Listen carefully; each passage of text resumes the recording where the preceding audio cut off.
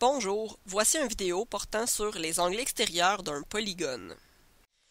Nous avons vu précédemment qu'un angle extérieur est un angle qui est formé dans le prolongement d'un côté d'un polygone. Donc, comme nous avons un quadrilatère, nous avons 4 angles extérieurs. Et ce que nous allons constater aujourd'hui, c'est que si nous faisons la somme de la mesure des angles extérieurs dans un polygone, peu importe le nombre de côtés qu'il aura, nous obtiendrons toujours le même résultat, c'est-à-dire 360 degrés. Donc, si je bouge mon polygone, on voit que les mesures de certains angles extérieurs changent, mais que le résultat reste toujours le même. Donc, lorsque je fais la somme de la mesure des angles extérieurs d'un polygone, nous aurons toujours un total de 360 degrés. À la page 12 de votre document de notes de cours du chapitre 4, vous pourrez donc recopier le théorème concernant les angles extérieurs d'un polygone, ainsi que l'exemple qui lui est rattaché.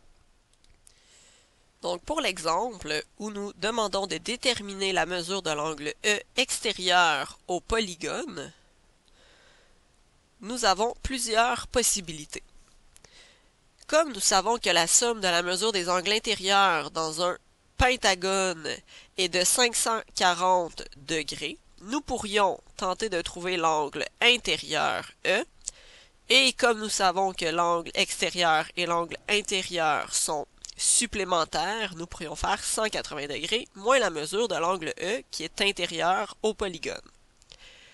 Pour ce faire, nous devons tout d'abord trouver la mesure de l'angle A intérieur au polygone, et comme nous savons que les deux angles intérieur et extérieur sont supplémentaires, il nous suffira de faire 180 degrés moins 66,8 degrés. Donc, comme première étape, la mesure de l'angle EAB. Donc, pour faire le symbole d'angle dans l'éditeur d'équations, il suffit d'ouvrir le menu Géométrie dans les symboles et vous retrouverez le symbole d'angle. Donc, j'effectue 180 moins 66,8 et j'obtiens que la mesure de l'angle EAB est de 113,2 degrés.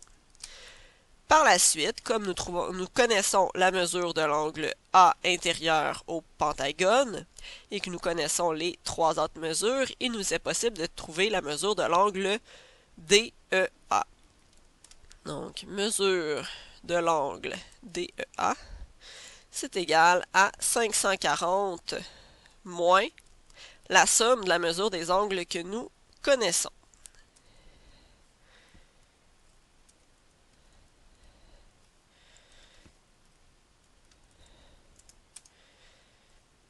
Donc, 540 moins 409,8.